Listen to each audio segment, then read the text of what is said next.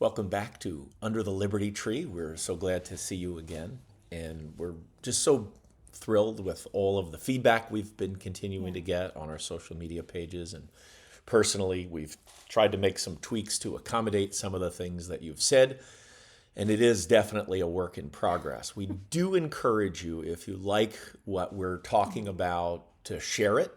And if you have any specific questions, to post it. Our primary posting site is going to be Gab TV, because we are going to get canceled maybe today, because we're going to talk about some things that we're not supposed to in the modern world.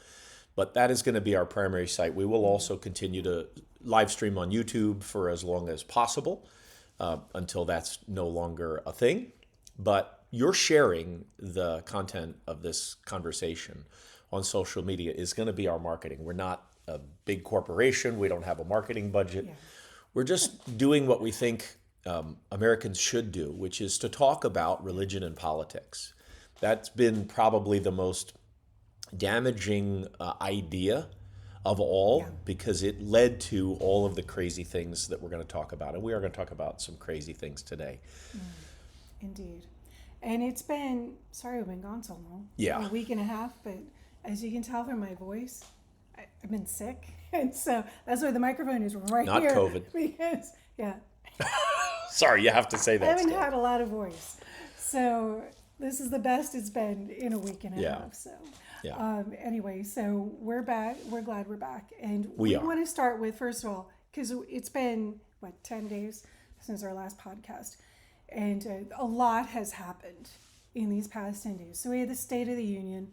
And basically, we start with hyperbole of the week. Do we have to talk about State of the Union? No, the only thing I'm going to say is the hyperbole of the week is basically any comment made by any Democrat commentator the next day of the State of the Union address.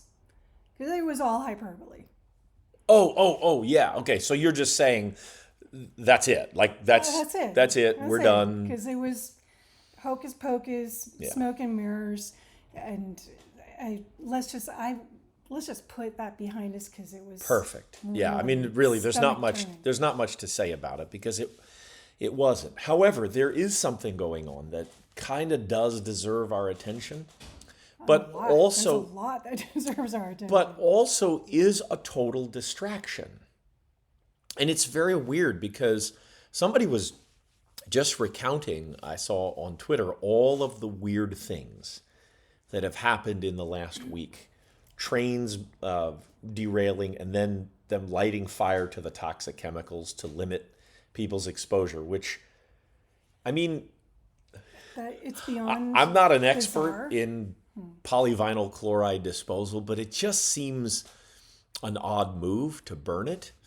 And then there have been all the things that were shooting down out of the sky. Well, you can't even... to say that it's odd, that is a very mild way of putting it. Because after it's burned, and the reporting on this was nothing. I've been paying attention to it because my brother lives in Ohio, and as soon as I saw it, I was really concerned. Yeah. But when you burn the lone chemical that's in the train, in the air, it becomes attached to water molecules, and it becomes hydrogen chloride. Well, you can't. How did that even get allowed by the FDA? How did they get approved for a burn when that is?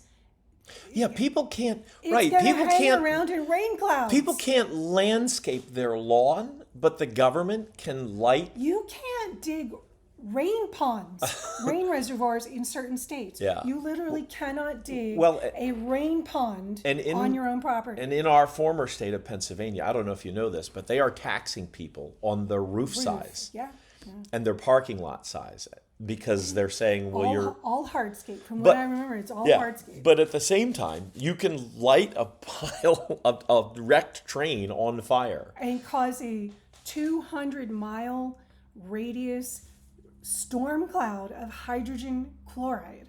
I don't even how. I'm speechless. So our initial broadcast was called House of Hyperbole, and you were talking about how hyperbole is used to gaslight us. And I really do think what we're going through is a massive gaslighting campaign. And I want to start with clearly the most incompetent press secretary. And I don't think that's an accident. I think it's on purpose that they have someone so completely incapable of speaking as the spokesman, just to put it in our face. So here she is on MSNBC, and the video of this is actually quite interesting. You go to my Twitter space. Apparently, we have always been in step with Canadia. Why is the American military shooting something out of the sky over Canada? Because it's part of NORAD. The NORAD is part of it's a what you call a coalition, of course, What do you call a pact, okay. Exactly. And so that's why we were able to do that. Again, we didn't do it on our own. We did it clearly in step with Canadia. So we've always been really in step with Canadia, which of course is a reference to the book 1984. But I really do think that's what's going on. It is an all-out attempt to just throw so many things at us. The Obama administration, by the way, did this too, but they did it primarily through policy. They just pushed so many crazy policies on us. Now it's not even policy, it's just stuff we're doing. We're literally shooting stuff out of the sky, and we're saying we don't know what it is we're shooting, but we're shooting it down. We're not shooting it down and letting it right. traverse the entire country. Right. But here's an interesting little fact that I haven't heard anyone else talking about. There was a BBC radio broadcast called Canadia 2056. Canadia 20. Yeah, it was called Canadia 2056. I'll provide a link to that in the show notes. But apparently, we've always been in an alliance with Canadia. But here's another one. Actually, another story from Canadia. This one's a little bit. It's going to be hard not to call it Canadia. It is. Yes, it is. Going to be it is. That is the power of the presidential press secretary, is that you get to redefine terms. But this is a farmer on Twitter, and it's called Bushels Per Acre. That's the account, and it is a dairy farmer in southern Ontario, and he is being forced to dump 30,000 liters of milk because they've gone over the quota. Now, this is what happened during the Great Depression. The same kinds of things happened with the government paying farmers to destroy food even as people were starving to death. But it is going on now. Here he is talking about this. Hey guys, we're here at Hyperbole Farm in southern Ontario. We milk about 260 cows. Right now during the winter months, you milk quite a bit more milk because the feed is very consistent. And as you do a good job, you will produce quite a bit of milk. And then at the end, he says this. They make us dump it.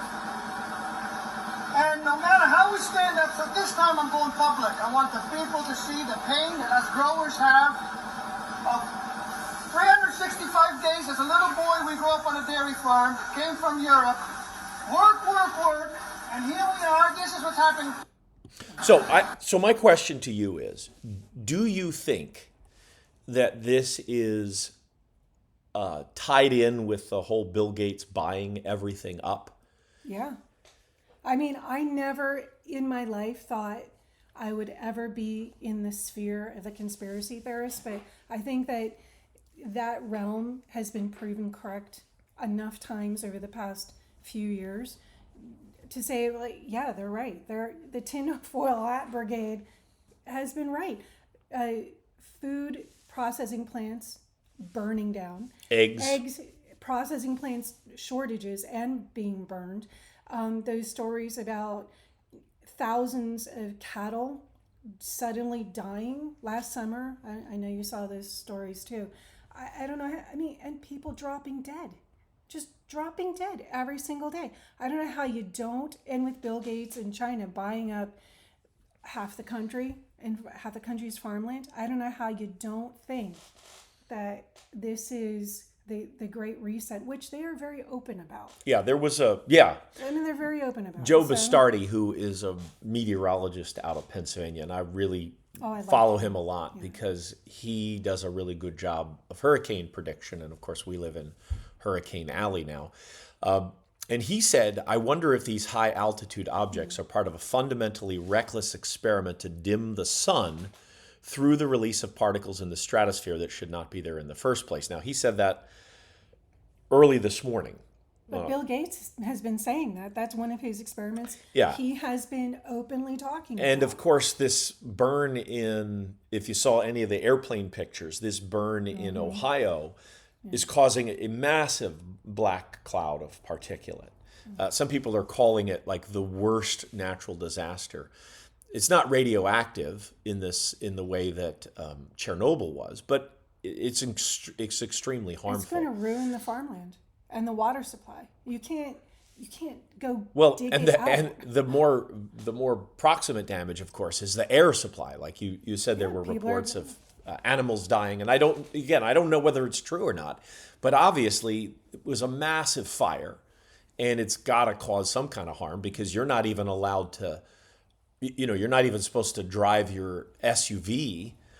But yet we can burn all this stuff. So I do think we're onto something, and I want to go back in time to the last interview that astronomer Carl Sagan gave in 1996, and I think this is really interesting because 96, 2006, 2026. This was what, almost 20 years ago now, 17 years ago, and this was something that could be said. We're, like you had said in the first episode, we're being gaslit. But this is a really good definition of the scientific mind.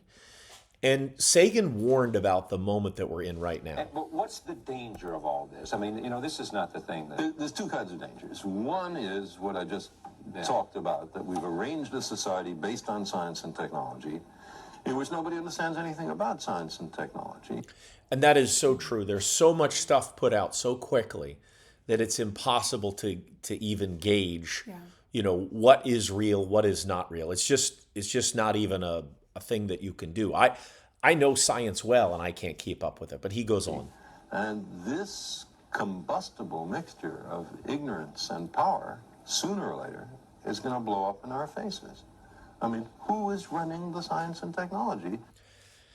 And of course, this is all before Fauci was running the COVID response. But this is the problem, is that we've gotten to the point where we feel like, as Americans, well, we're not experts.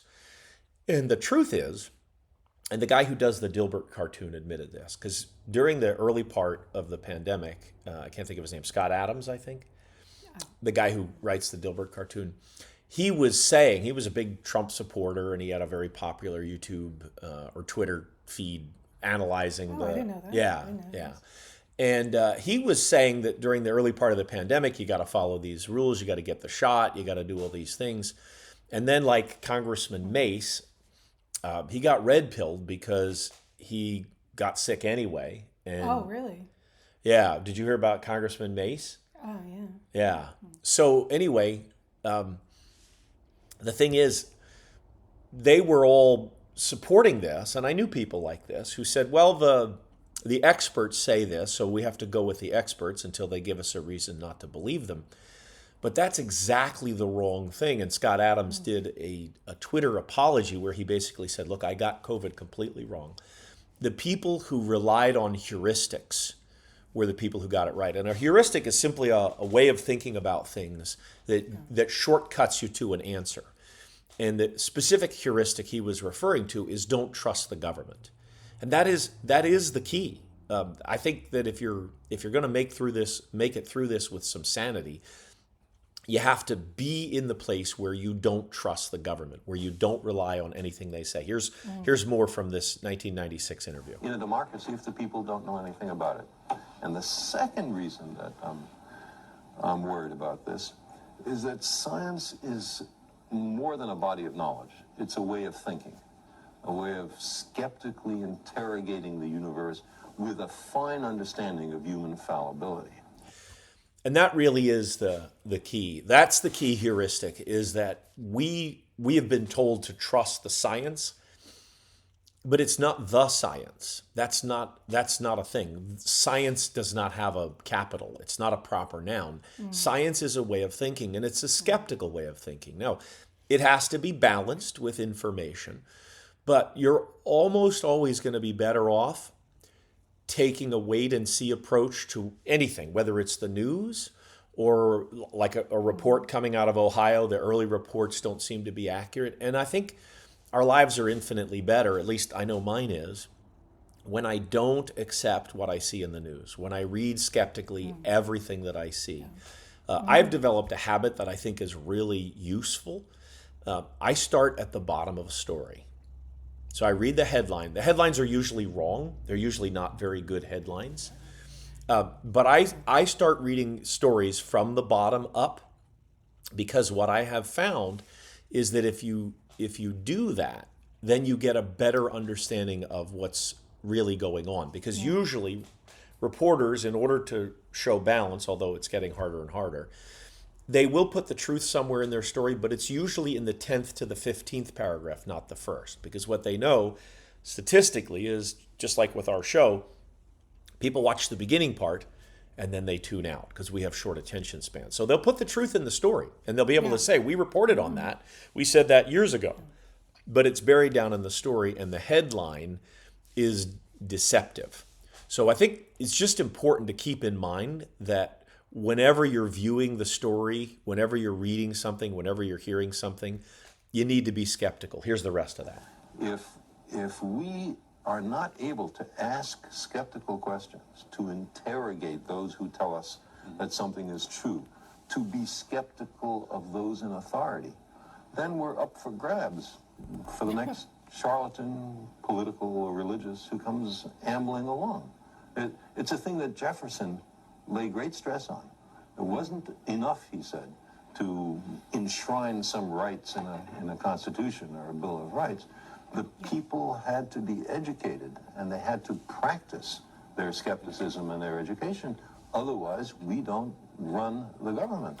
And that's exactly so true. And that's yeah. I thought that was It's just so true. Yeah. I thought that was so good. I will put a link to that in the show notes. And I do want you to know, as much as possible, everything that we reference in the show, we try to provide the information in the show notes so that you can see what it is.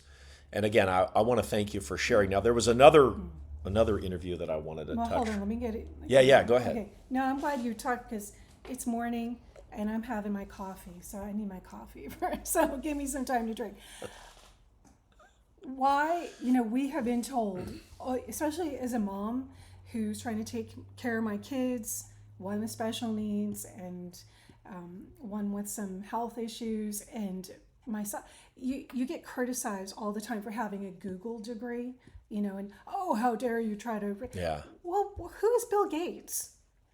He's not a doctor. He's not a medical doctor. He's not even a PhD doctor. He's not just even a computer. He stole, from what I understand, he even stole. Yeah, bought, whatever. But the point is, right. Why do if moms get criticized for being Google doctors for trying to help their children? Because we know we're being told half-truths or write out lies from your doctors. Or not even the doctors, or even doctors aren't even looking at the real information. Why do we have to listen? Speaking of, follow the science. We're told we have to follow a guy who isn't even a medical doctor, and he's the head of all vaccinations in all of the world. And we all know it's because he's got a never-ending bank. That's it. But it's just really frustrating. And I know that I'm just venting what everybody listening is thinking all the time. How is this man allowed to run our lives? He literally is running our lives, and he should be arrested, in my opinion, for crimes against humanity. I'm sorry, for all the experiments he has done in Africa. Yeah, but I don't over think the past 20 years with vaccinations. Yeah, but I don't think the solution is arrest, right? Because you're still relying on the government. I think the solution is what Sagan was talking about, which is a healthy skepticism and not believing these people. Like that, you don't even have to take specific action in every situation, just not believing them, just not accepting it. And in polite society, not just being quiet, which is the hard part, is not just sitting back and being quiet. Steve Kirsch, who was with... I think being arrested is perfectly appropriate because lots of innocent people Yeah. for praying silently outside of an abortion clinic and she gets arrested. So I'm not... 2 people get arrested for just that. Right. And this man Yeah, I'm not literally disagreeing. be the cause of millions of people dying. Now, I'm not just talking about COVID. I'm talking about all of his experiments in Africa over the last 20 years, which he has been very openly saying. Yeah, babe, I'm not defending Bill Gates. I'm saying that it's easy to say he should be arrested. The hard part, the thing we can do, that we can actually do, is follow Sagan's advice and be informed and be skeptical and not trust. And then we get arrested for speaking the truth. Yeah, I'm not saying that we won't get arrested. I'm just saying that I think it's easy to say, well, someone else ought to arrest him. It's harder to say, I have to stay informed. And that's why we're doing the podcast, right? Yeah. Is to stay informed. All right. Yeah. So Steve Kirsch is mentioning this. I don't know if you knew this. The CDC has now added COVID shots to the list of routine vaccines for kids and adults, which gives them liability protection. Yes. And that's the linchpin. If you want to think about and talk about one thing that will actually make a difference in this thing, it's not arresting Bill Gates, it's removing the liability shield. Because the reason that these corporations, and it's true in media too, if you think about it, empty as bank. The liability shield that was given to the press, I call them the free to lie press, and I put to lie in parentheses. And the reason I do that is in 1960, I think it was 4, there was a case, Sullivan versus the New York Times, and the Supreme Court ruled. That's when the Supreme Court set the rules up around liability for spoken word or written word. Right. And they said that if you want to sue for libel the media, you have to prove not only that they were lying about you, but that they intended to harm you and that you were harmed. Those are the standards now. And that liability shield gave incredible power to the media. The vaccine liability shield, which was enacted in the 80s under Reagan, the vaccine liability shield created incredible market control and power for the drug companies.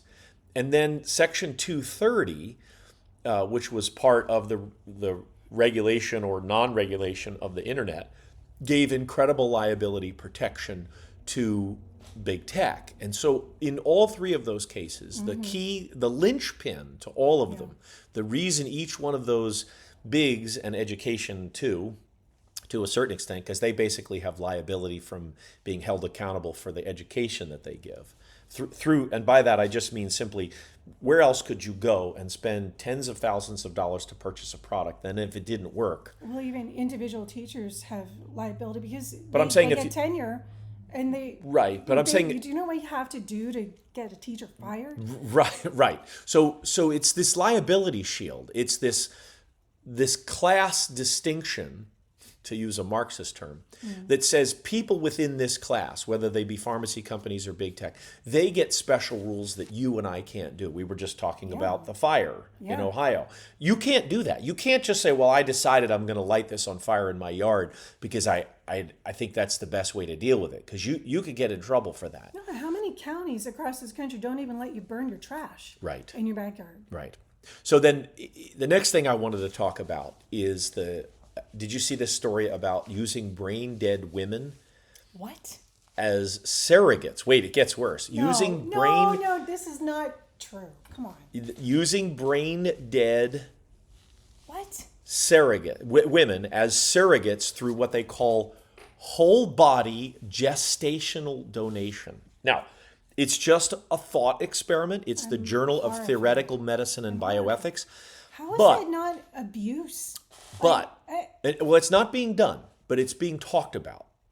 And this is how these things... How many women in the world are brain dead that they can actually do this? Like, Well- even if they're to consider it, I'm trying to think of a person who Yeah, considers this and proposes this idea. Are there that many brain dead women around the world? Well, I just This again, would be it's not a terribly popular idea. It's very obscure. I'm just calling attention to it because these are the kinds of things that our betters are thinking about and talking about at the theoretical level. Now, it's nothing right now. It's a non-story right now, but it is coming. They will continue to do it because we have this attitude, and this is why it's important to talk about faith and talk about religion and politics in polite company. Because while we're not talking about this, while we're just dismissing this as a crazy idea, very powerful, very influential people who have tenure are writing articles about it. And in 10 years, 15 years, mark my words, note the timestamp on this podcast, there will be efforts to do this because it is technically feasible. And so anything that's technically feasible in an immoral world will happen. Well, we've been parents for 30 years, right? So we've been, one of the things we talk about. Yeah, we're that old. I know. It doesn't seem like 30 years. I know, I feel so young. One of the things when we talk about politics or we talk about culture with the kids, one of the questions we propose to the kids often over and over is, just because science can, should it? Just because science can, should it?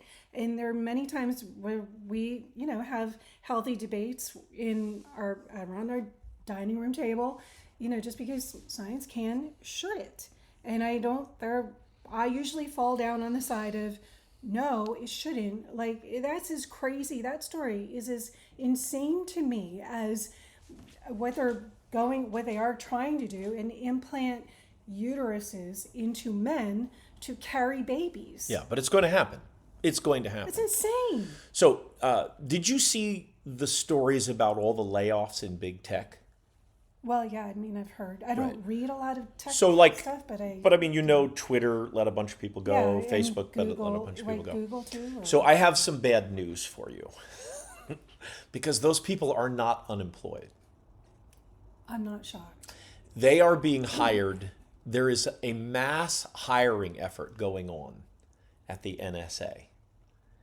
Oh my. And so the people who used to run Twitter and spied on you, the people who are still spying on you, and so where's your source? What is your source? Well, it's American Wire News, and it's a huge hiring spree that they're going on. It's the largest hiring spree they've done in 30 years. Oh, and then next month Biden will say, "Oh, unemployment is down because we, blah blah." But I want to put a message out to any website or news organization that wants my services, because, and I know this is a little bit arrogant, but I think I write the best headlines. I think nobody writes better headlines than I do. And if you follow my Twitter feed, you will see them. In this case, the article at American Wire News says the NSA is snatching up laid off big tech workers from Meta, Zoom, Twitter, etc.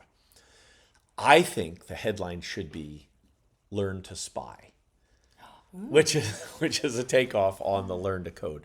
But it is no comfort that tech workers who are woke are getting laid off, because they will be hired by the government, and they will be deeply embedded in the bowels of the government. And the only response to that is to do better in elections.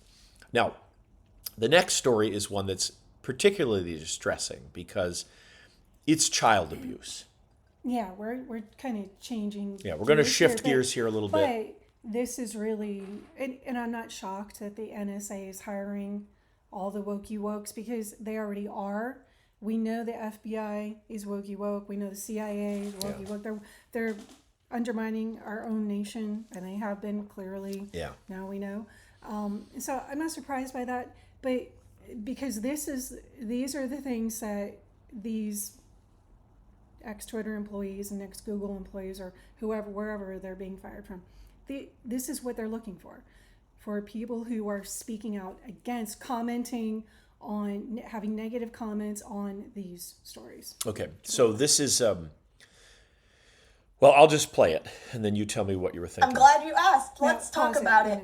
Okay, so we don't have the video set up yet, so you can. But I know a lot of people saw this And we'll link to it. She's tri-gender. She's answering the question, wait, how does trigender So work? she's got like 2 different makeups on her face, her really wild, like clownish makeup and ribbons and different ribbons on the sides of her hair, and then red makeup on this side, blue makeup on this side, and big white. Blue, very red, strange. white, red, blue on her lips, and that matches her earrings. Which we And will get. We eventually will get this, Yeah. right? Video hooked up to this, right, Mr. Tech? Well, I'm Tech team? trying to get the guy who does production to work more hours, but he's constantly complaining about his paid job and saying he has to do that. Yes. I don't know. Yeah. I'm glad you asked. Let's talk about it. So trigender and the way you identify in it can be very heavily based on your culture and your cultural background. For example, I know in Hawaiian culture, there are 3 genders. Fact check. Not true. So there's a 3rd gender. I forget what it's called, I'm sorry, but if you happen to be Native Hawaiian, you could identify as that 3rd gender and then man and woman. Or if you happen to be, from Native Hawaiian background and on the other side you have a different background that also has a 3rd gender, you can identify as those 2 non-binary genders. And then take your pick if you want man or woman or not even another non-binary gender. Okay, so you can just stop there and then go to the next one.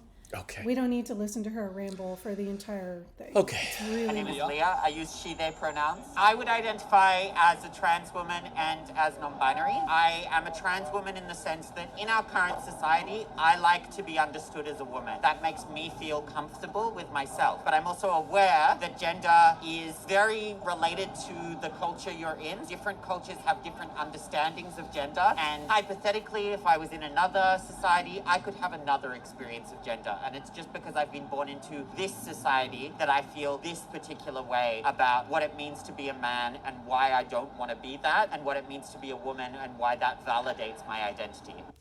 Okay, so I'm singing those 2 videos because what I why want did to you talk do that? about is,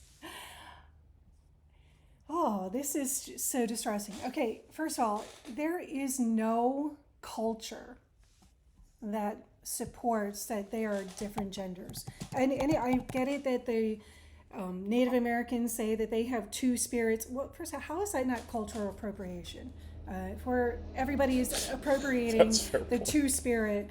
I mean, are we not supposed to cultural appropriate other things? First of all, that is just a lie. No, cultures do not have, you don't learn gender based on the culture that you live in.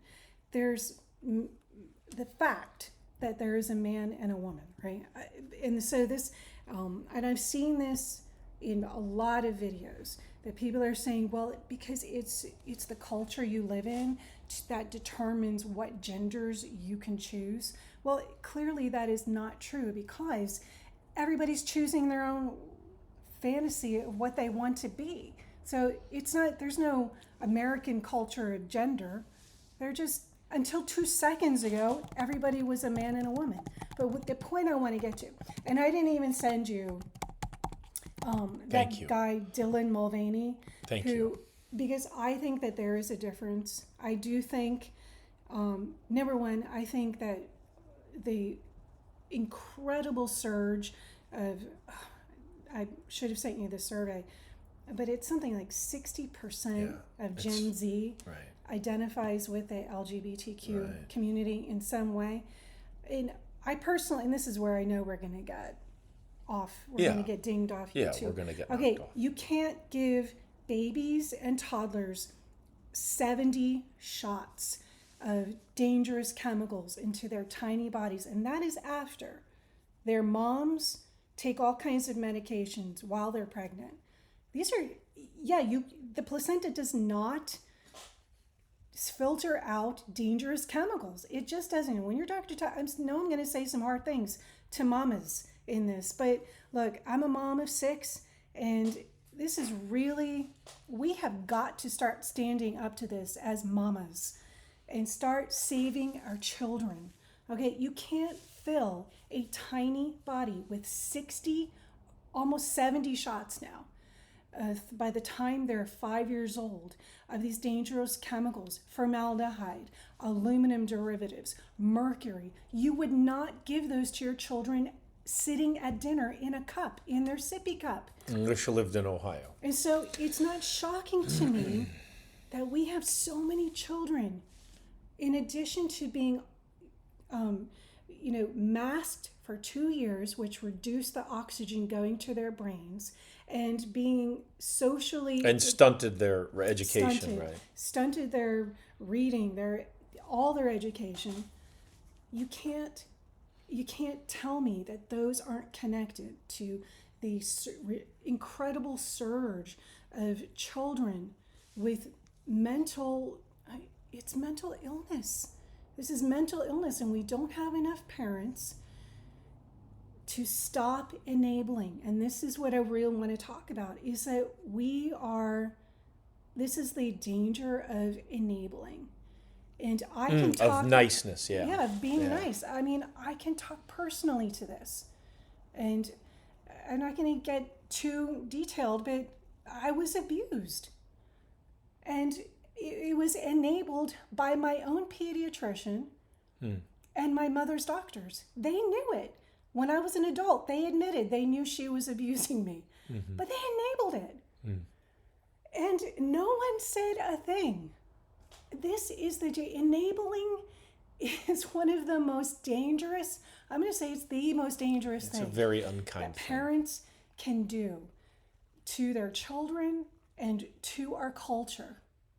We are enabling these people to put videos out there and to live this way. I think Dylan Mulvaney, I think he's a faker. I think he's doing this because... He's a famous actor now. I mean, he always was an actor. Now he's a famous actor. I think this is a part he's it's playing. Just, When I watch his stuff...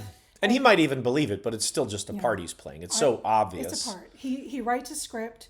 He's Right. following his script. He's more famous than he ever was as a Broadway actor. Right. I think everything he's doing is just to like a part on Broadway. Right. But these other people and these children, I mean, that first video, she was young. She was a teenager. Yeah, We have sad. got to stop enabling. And what that means is, as mamas, you have to say no to your kids. Dads, you have to say no to your kids. That's not truth. You have to sit around the table at dinner or breakfast one time a day and have a conversation for 20 minutes. Yeah. I mean, it doesn't take a lot. And even then, look, it doesn't guarantee anything. Yeah, passivity is not the answer. It doesn't guarantee, your kids are not going to be altered by this onslaught of evil. That's the only word for it. It's evil. Yeah, it's hateful because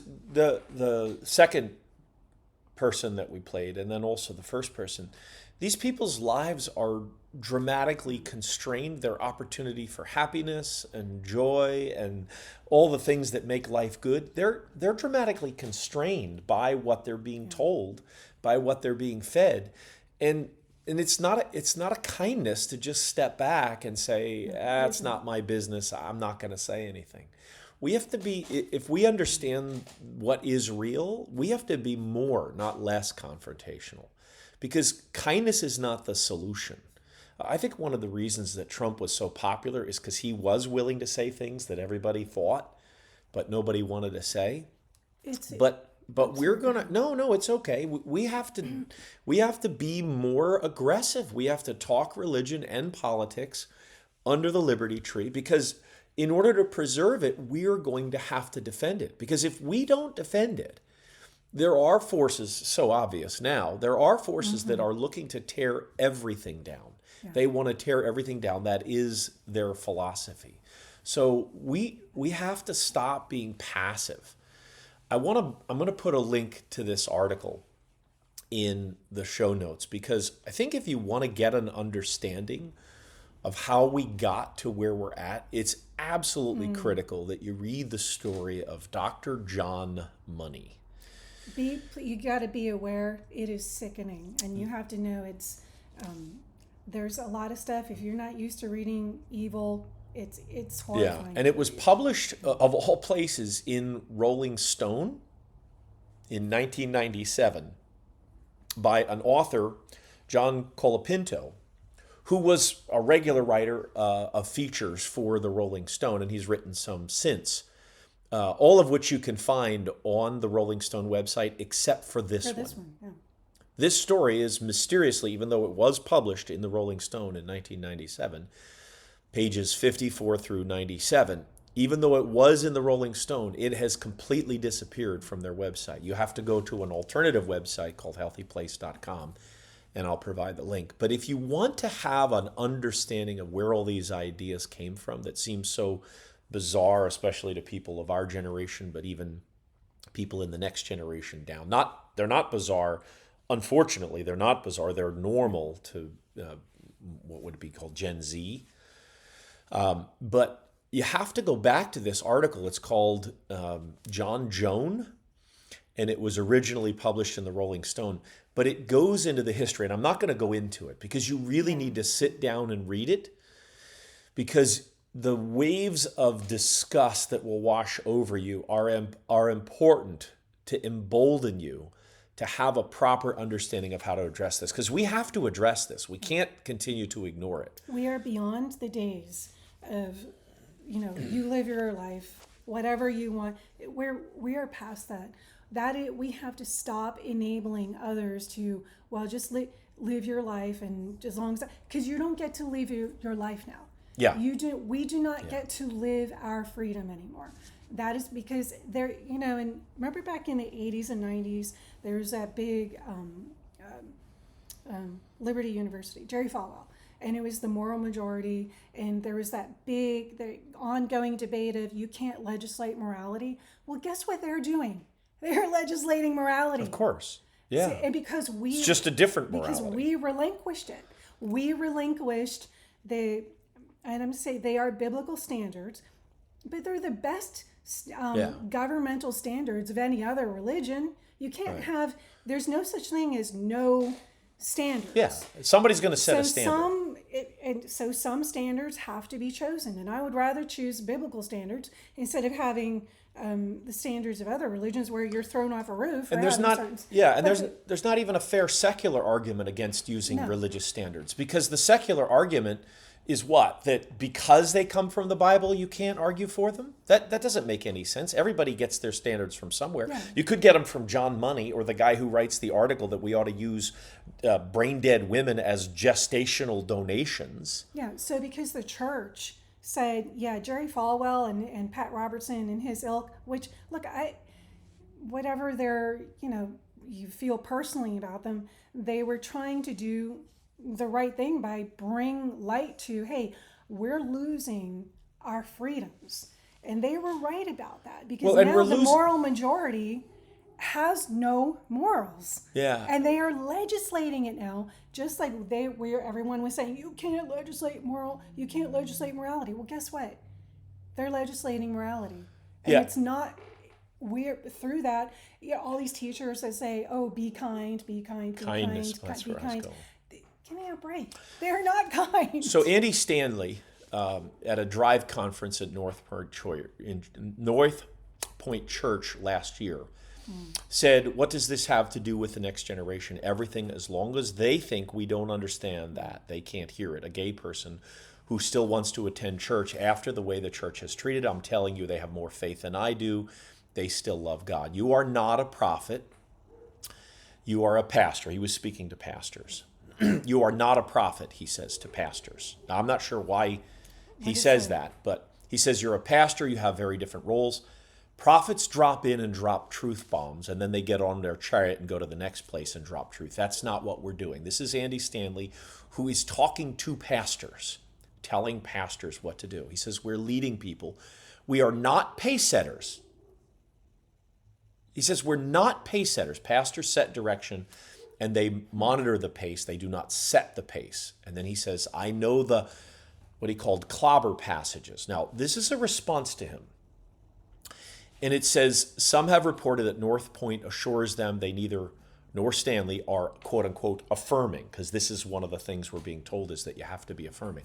And you don't. Affirming someone who has a disordered view of themselves is not compassionate. No, It's not kindness. Every time I see the word affirming in an article or hear that, I think enabling. You have to substitute that with enabling. You are enabling a mental, look, even if it hurts you, you have got to stand up, mama. You have got to stand up and say, even if it hurts me, I will not enable this lie to perpetuate, because it's being forced on everyone else. So this article, which I think is really quite good, he says, let me start with the good, this pastor. He says, first, we may consider our timing when introducing a difficult aspect of Christian teaching and pressing for resolution on it. At times, we may tell a skeptic or a seeker, this is a pastor giving advice to other pastors, in opposition to Andy Stanley. Mm-hmm. If you're having trouble with some particular Christian moral teaching, we can come back to it. Wrestle with the claims of Christ first, whether he is Lord and whether he rose from the dead. And then, when you become convinced of that, work your way outward to his teachings, which I think is good advice. I don't think you have to start with that, because ultimately, it doesn't matter what the sin or disorder is that you're addressing. It is rooted, our response to it is rooted in the lordship of Christ as Christians. While we're never free to ignore, downplay, or equivocate on the Bible's teaching about sex, even Jesus didn't present everything at once. And he talks about John 16:12, where Jesus actually does say, look, there's stuff that I have for you that you're not ready for. And so I think that's a fair characterization. The practical problem with the sort of don't ask, don't tell approach to homosexuality is not only because it misses the point of God's word, which is that we're all sinners, but also it's outdated. This pastor references that concept, don't ask, don't tell, actually came out of the Clinton administration. But he says, we're long past that. Every unbeliever who steps into our church assumes he already knows that we believe about about homosexuality for at least three reasons. First, consistents across the globe have consistently believed in the sanctity of heterosexual marriage for 2,000 years. Second, evangelicals are known as Bible people, and even a casual reader of the Bible easily discerns that the Bible disapproves of homosexuality. There is an effort, and this is what he wrote, there is an effort to say that the Bible doesn't, but a plain reading of Scripture clearly lists it with other sins and makes it quite clear. Then the media reminds audiences of the above every chance they get in order to portray us as bigots. So the article goes on. It also talks about a second category. This pastor talks about a second category, which is removing the offense of the cross, divests it of its power. And this is a critical problem. Our pastor, Pastor Craig Walker, talked about this last Sunday. And he read from the scripture where Jesus says that I'm the stone of stumbling. And if you stumble on me, you will fall and be broken. But if you don't, you will be crushed.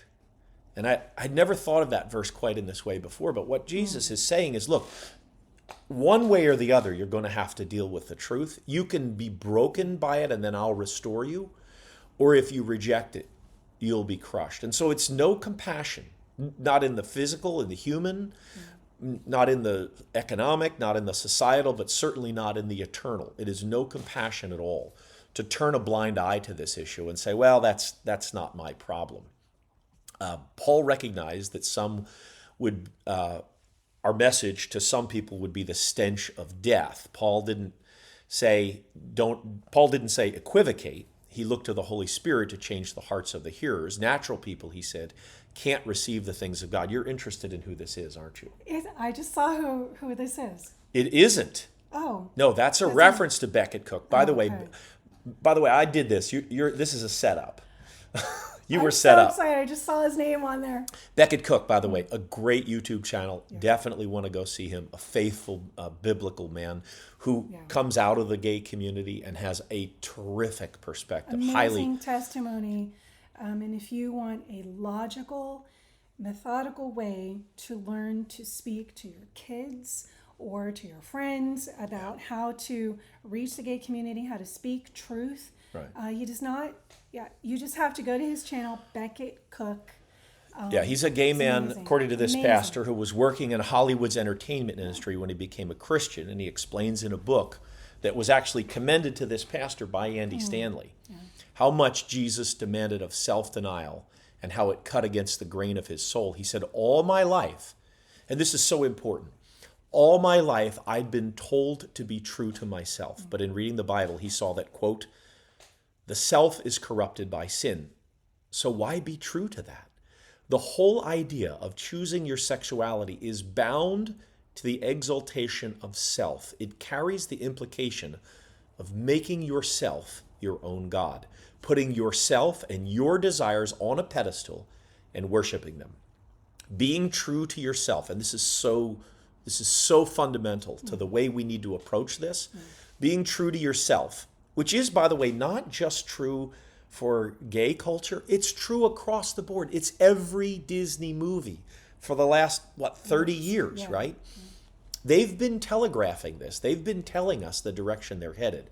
This idea of being authentic and true to yourself, he says, is nothing short of idolatry. So the call to repentance, this pastor says, isn't just offensive to gay people. It's offensive to all of us.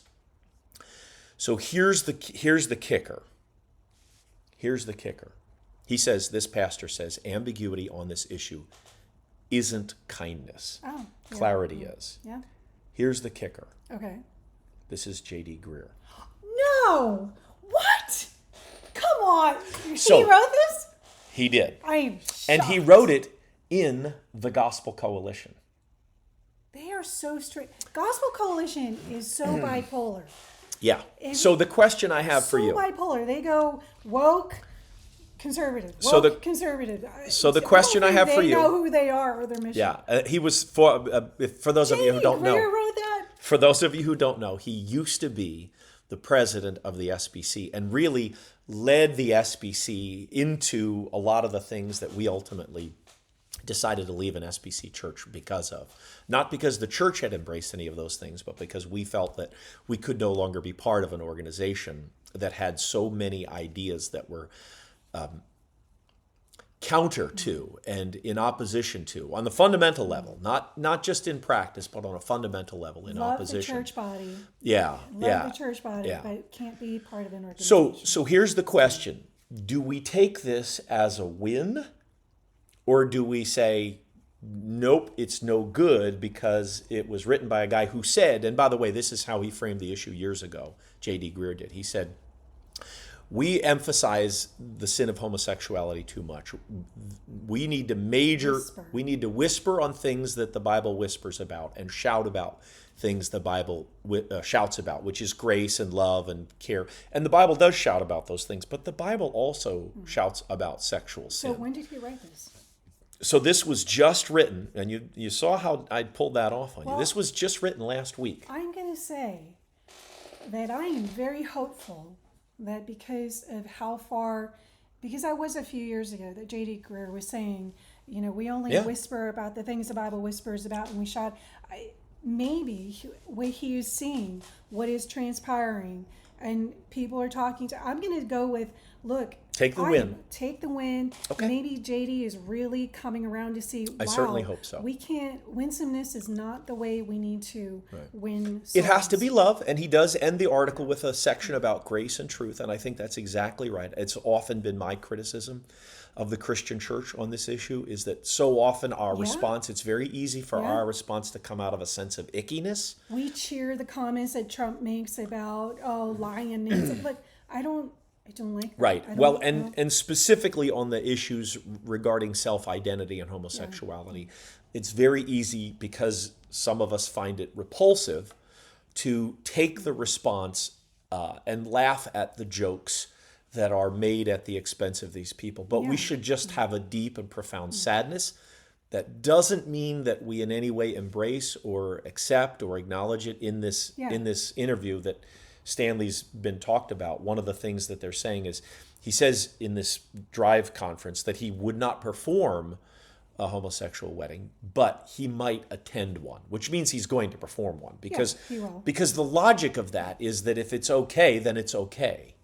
But I think it's really important, and this is what I wanted to wrap up with, because when I saw this article, I kept it from you.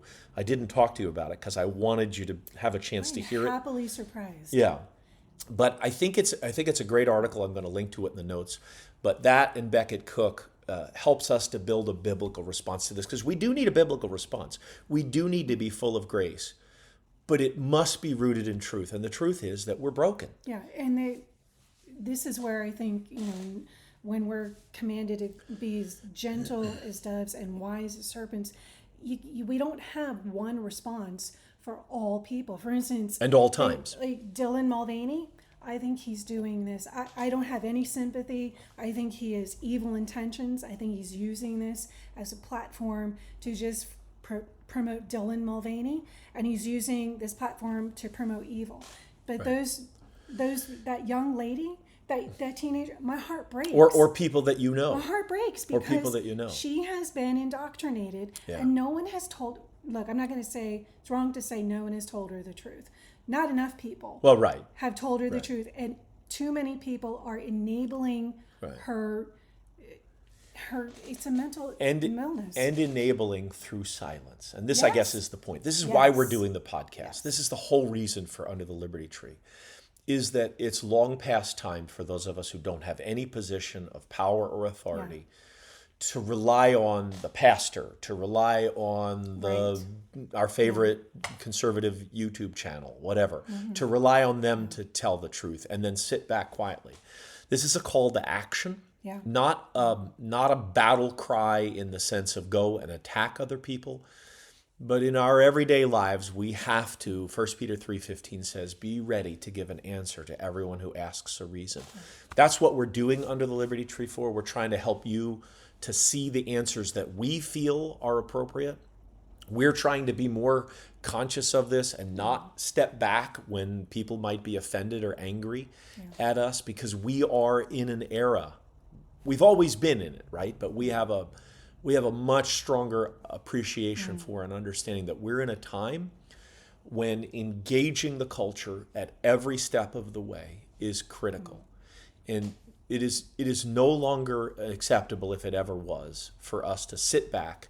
We have to be just like the disciples. Each one of us, the Bible says we're a kingdom of priests. Each one of us are called to not just be a preacher, but to be a prophet. And I don't mean preacher in the role of prophet, but I mean a prophet or a preacher in the sense of speaking the truth. It's no longer acceptable, if it ever was, to sit back and just wait. So we're hoping that one of the things we do through this channel is equip you to do that. Sometimes it's going to be like a really intense spiritual thing like this, and other times it's going to be the news.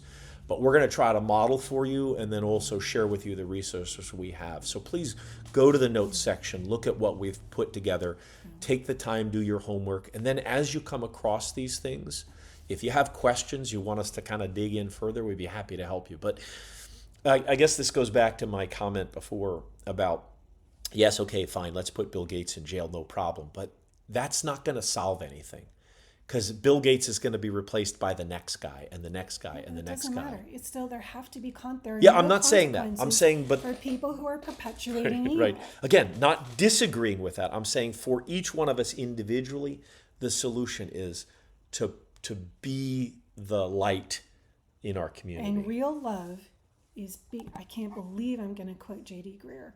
Yeah. Real love is speaking clarity into people's lives. That's right. And what he means is speaking truth. Yeah. Speaking truth. Right. And that doesn't mean, by the way, that doesn't mean you have to get your Bible out and say, John 8:19 says, blah, blah. Right. But don't be ambiguous. But you can speak the principles, if that's intimidating to you, you can speak the truths of the biblical principles. You don't have to be afraid. Yeah, because the Holy Spirit is on your side. Absolutely. Matthew says, don't worry about what you're going to say, because in the moment, the Holy Spirit will give you. Now, of course, that requires discipleship. You have to discipline yourself to understand God's word. So we're going to kind of wrap things up here, but we really appreciate you joining us. That was a long one. And it was only a couple minutes long. I need a new cushion for my Okay, stool. we'll get you a new cushion. Thanks for joining us. We'll see you next week under the Liberty Tree.